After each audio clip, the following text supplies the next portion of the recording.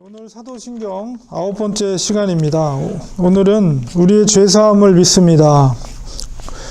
우리의 죄를 사하여 주시는 것을 믿습니다. 이렇게 고백을 하는데요. 우리 죄를 용서받는 것, 우리 신앙 고백에 있어서 굉장히 중요한 고백입니다. 먼저 우리는 영원히 단번에 죄 용서 받았음을 믿습니다. 우리 이사야서 53장 5절 6절에 보면 그가 찔림은 우리의 허물을 인함이요 그가 상함은 우리의 죄악을 인함이라. 그가 징계를 받음으로 우리가 평화를 누리고 그가 채찍에 맞음으로 우리가 나음을 입었도다. 우리는 다 양 같아서 그릇 행하며 각기 제 길로 갔거늘 여호와께서는 우리 무리의 죄악을 그에게 담당시키셨도다.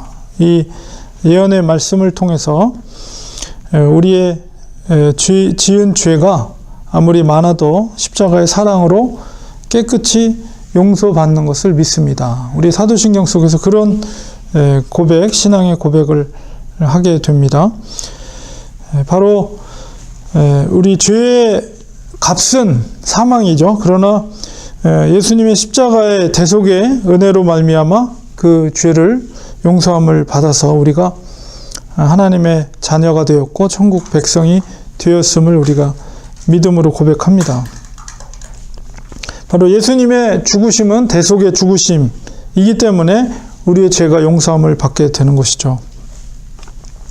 그리고 히브리서 9장 12절에 있는 말씀처럼 염소와 송아지의 피로 아니하고 오직 자기 피로 예수 그리스도의 피로 영원한 속죄를 이루사 단번에 성소에 들어가셨느니라. 이 말씀을 통해서 우리의 책임이 죄의 책임이 면제가 되었는데 그것은 영원히 단번에 용서받았다. 그러니까 예수님을 믿을 때 우리의 죄, 원죄의 문제죠. 그 문제가 단번에 용서함을 받았다는 것을 우리가 믿는다라고 고백을 하는 것입니다. 우리의 죄의 빚이 단순히 탕감받은 정도가 아니라 값을 지불하여서 완전히 청산된 것을 믿습니다. 두 번째로는 이런 그 원죄 문제뿐만 아니라 매일 짓는 이 자범죄라고 그러죠. 현재적으로 용서받는 것을 믿습니다. 우리의 원죄 문제가 예수님의 대속의 죽음으로 단번에 용서함을 받았을 뿐만 아니라 우리가 살아가면서 짓는 자범죄입니다. 그 죄에 대해서 우리가 회개할 때, 철저히 회개할 때 하나님으로부터 용서함을 받는 것을 우리가 믿는다라고 고백을 하는 것이죠.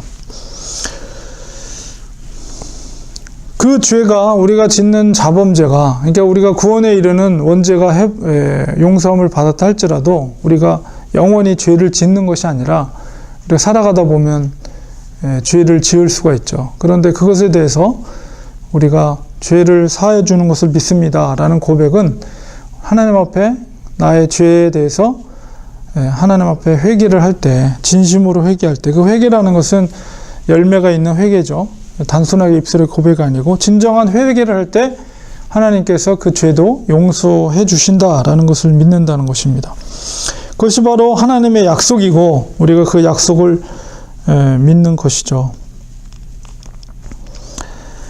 우리가 의롭다함을 받는 것은 우리가 죄를 짓지 않기 때문에, 죄를 지지 않았기 때문에 의롭다라고 칭함을 받는 것이 아니라 바로 예수님의 대속의 공로로 그 공로를 하나님이 보시고 우리를 향해서 의롭다라고 인정을 해 주시는 거죠. 그래서 여기 표현대로 죄를 짓지 않기 때문에 의인이 아니라 용서받은 죄인으로서의 의인이다. 이렇게 우리는 생각하면서 우리가 자범죄를 짓더라도 주님 앞에 철저히 통회하고 자복하면 죄를 용서해 주심을 믿습니다. 이렇게 고백하는 것입니다. 그 다음에 우리는 부활을 믿습니다. 중요한 신앙의 아주 부분이죠. 죽음이라는 것은 우리 그리스도인들에게 있어서 죽음이라는 것은 영생의 길로 들어가는 관문이다. 그러니까는 축복된 거죠. 사람들은 죽음을 두려워합니다. 일반적으로. 왜냐하면 죽음 다음의 세상을 알지 못하기 때문에 그것을 경험하고 살아있는 사람은 오직 예수님밖에 없죠. 그러나 우리가 그 믿음으로 그것을 고백하는 거예요. 부활을. 그러므로 우리 그리스도인들에게 있어서 죽음이라는 것은 영생의 길로 들어가는 첫 관문이라고 우리가 이해할 수가 있습니다. 기독교의 핵심은 주님의 부활, 그것이 바로 첫 열매가 돼서 우리 자신도 육체적으로 부활할 것을 믿는 것이죠. 그것을 고백하는 거예요. 그래서 초대교회 성도들은 이 복음의 핵심을 부활에 두었습니다. 사도행전 4장 33절에 보면 사도들이 큰 권능으로 주 예수의 부활을 증거하니 무리가 큰 은혜를 얻었다. 물론 이제 부활신앙, 재림의 신앙이 시대적으로 고난과 핍박 가운데 있는 시대일수록 더 그것을 성도들이 소망하게 되죠. 그래서 부활에 대한 기대를 많이 갖게 됩니다. 지금 현재는 고난을 받고 핍박을 받고 우리가 믿음을 지키는 것, 예수 그리스도를 믿는 것 때문에 정말 죽음에 이르는 고난과 핍박 가운데 있지만 우리가 믿음을 지킬 때 예수 그리스도와 같이 우리도 다시 살고 부활할 것을 믿는 것, 이것이 부활의 신앙인데 초대교회 성도들이, 특별히 사도들이 그 부활의 신앙, 부활의 가르침을 강력하게 선포를 했고 많은 사람들이 그것을 통해서 위로함을 받았다는 것입니다. 우리 부활한다는 것은 우리 부활의 증거, 첫 열매였던 예수님의 모습을 통해서 우리가 이렇게 짐작을 할 수가 있죠. 우리 부활한다는 것은 다시 새로운 몸을 가지고 신비한 부활체로 다시 변화되는 것을 우리가 믿는 것입니다. 우리는 몸이 다시 사는 것을 믿습니다. 이 다시 사는 것은 바로 예수님께서 부활의 첫 열매처럼 3일 만에 부활하신 것을 믿는 것이죠. 요한복음 11장 25절 26절에 예수께서 가라사대 나는 부활이요 생명이니 나를 믿는 자는 죽어도 살겠고 무릇 살아서 나를 믿는 자는 영원히 죽지 아니하리니 이것을 내가 믿느냐. 이제 마리아와 마르다에게 오빠가 죽었을 때 이제 이 말씀을 하셨죠. 나사로가 죽었을 때. 이 약속대로 우리는 반드시 부활할 것을 믿습니다. 우리의 육체적인 죽음이라는 것은 인생의 마지막이 아니고 우리는 영생을 얻은 자로서 다시 몸이 다시 사는 것, 그래서 영원히 사는 것을 믿게 되는 것이죠. 영원히 사는 것은 몸이 다시 사는 것, 곧 부활을 믿지 않고는 불가능한 것입니다. 우리가 영원히 살게 되는 것은 우리의 썩어질 육체로가 아니라 썩지 않을 부활의 신비한 몸으로서 다시 살아남으로 살게 되는 것입니다. 우리 지금 갖고 있는 우리의 육체는 영과 혼이 분리가 되면, 육과 혼이 분리가 되면 이제 흙으로 돌아갑니다. 그러나 예수님이 재림하실 때 우리는 썩어질 육체가 아니라 신령한 부활된 육체로 다시 살아나게 되는 것이죠. 그것을 우리가 믿는다고 고백을 합니다. 그리고 신비한 부활체로 변모하는 것을 믿습니다.